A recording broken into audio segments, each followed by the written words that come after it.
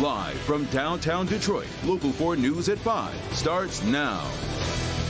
A disturbing video showing an altercation between a substitute teacher and a sixth grader has gone viral. Glad you're with us today at 5. Police are investigating, and tonight we're hearing from the mother of that student. She admits her son behaved badly, but feels the teacher crossed the line. The incident happened Monday at Ypsilanti Middle School. Priya Mann is there live tonight, and Priya, I understand the principal called 911. Yeah, that's right, Sandra. And the superintendent does not want this substitute teacher back in any of her schools. In fact, they also contacted the staffing agency that employs her. We spoke to the sixth grader's mom, who says she was horrified by the video. Take a look for yourself.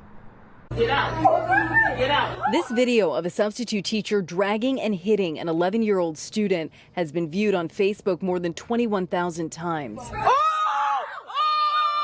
He still shook up about it. DeAndre Glaspie's mom said she was horrified when she saw what happened to her son. She's a teacher. I don't feel like she should have abused my son like that. DeAndre has ADHD, and his mom says school administrators are aware he has behavioral issues. The principals, the social worker knows, and I don't believe that she contacted anyone at the school at that time. I believe that she just got fed up with the students and just acted out of like pure rage. The district superintendent says the principal of Ypsilanti Middle School immediately called police on the substitute teacher. We should not put our hands at all on students at any time. Dr. Zachary Ross says the district also notified EduStaff, the agency that fills substitute positions. We're taking it very seriously that the police are involved, because I think this is an example that if this kind of thing happens, that it won't be tolerated. Glaspie says she doesn't condone her son's behavior, but that the substitute teacher went too far. I have sometimes issues with behavior, but it doesn't give me the right to go out and hit him or drag him, you know. So I don't feel like she was right at all.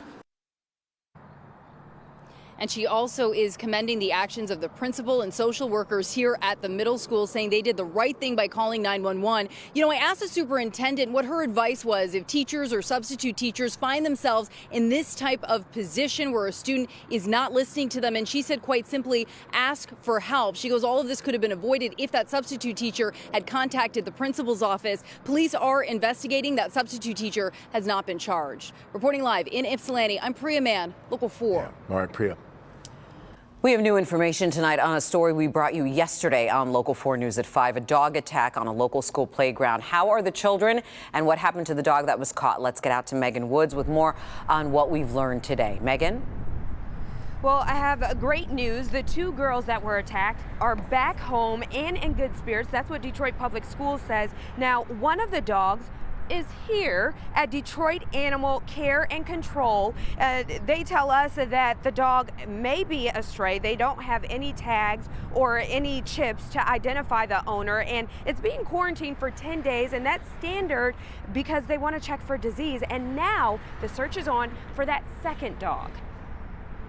I'm a parent, so obviously, as a parent, it doesn't make you feel good. This video is hard to watch, and knowing two girls were sent to the hospital after this attack makes the people at Detroit Animal Care and Control even more determined to find that second dog. A lot of my staff are parents, and these folks are working hard to find that dog because they're parents. So the parental instinct kicks in, and everybody wants to find this animal, because they know how they would feel if that was their child. Right now, they don't have a lot to work with and say they need your help. There's not a definitive description right now. It's kind of, the witnesses were obviously excited, not really giving good statements. So if people see stray dogs, we want them to call the city's hotline. It's 313-922-DOGS. And whether it's the second dog involved in this attack or another stray dog, Animal Control says it's best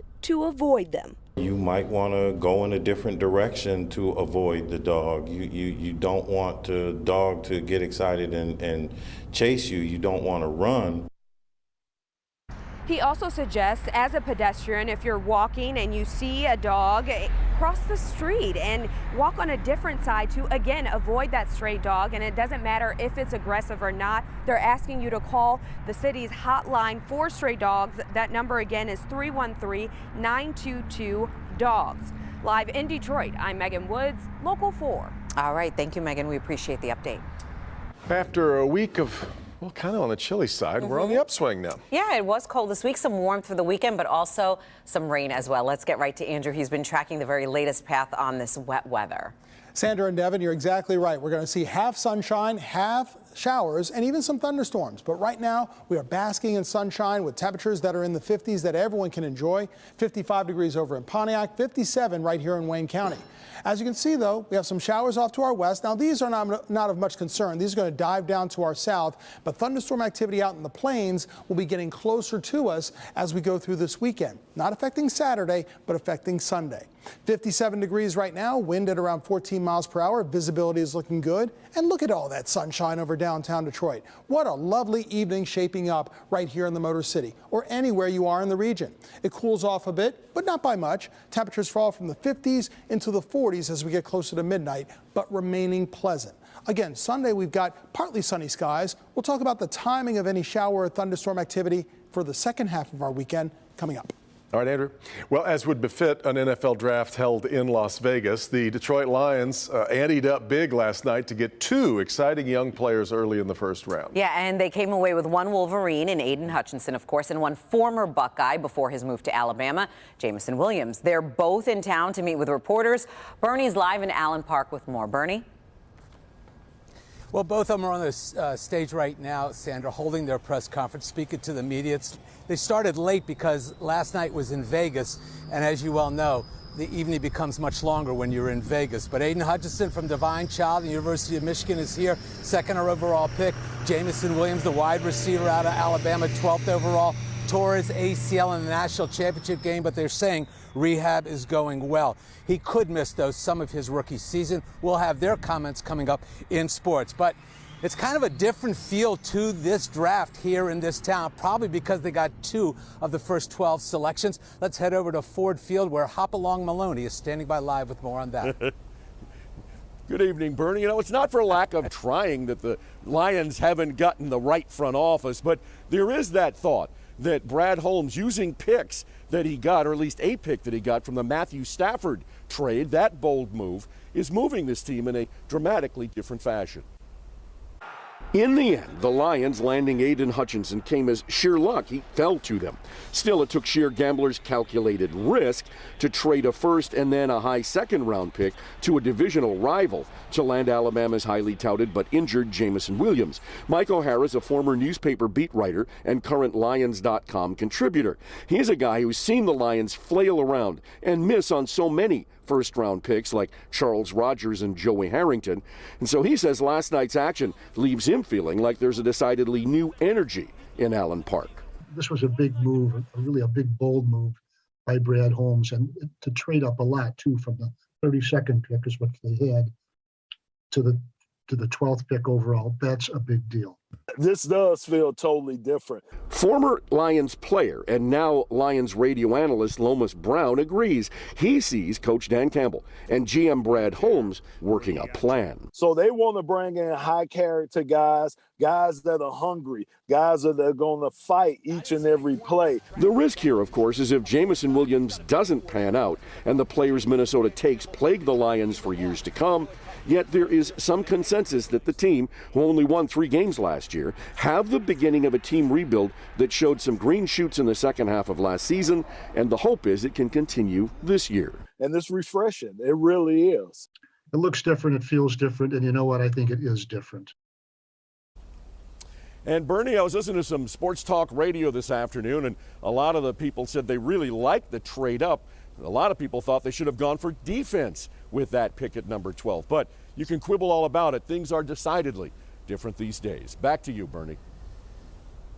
All right, Rod. You know what? I heard a lot of talk shows also nationwide, and the one big thing was Williams, the wide receiver. They rolled the dice on that, and if this comes true and it works out and he's fully recovered, you've got a game changer in Williams as a wide receiver. All right, kids, back to you in the studio. We'll bring you some comments from the press conference momentarily. Really fun stuff, and more to come, obviously, tonight. All right, Bernie. Looking forward to it. Thanks, Bernie.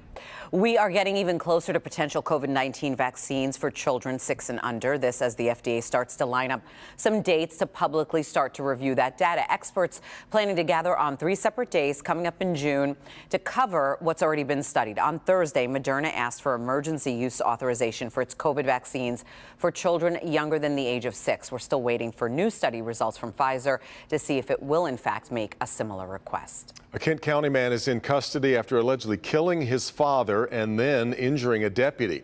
Investigators say 49-year-old Ong Tun was found dead at a home Thursday afternoon, and while deputies were there investigating, 18-year-old Thet Tun returned to the home, wouldn't get out of the car. Detectives tried to get him out, and they say at some point during the struggle, he got a hold of a gun and fired it, and one of the deputies suffered a muzzle burn to his left hand. 4-year veteran of the force, though, it's expected is going to recover.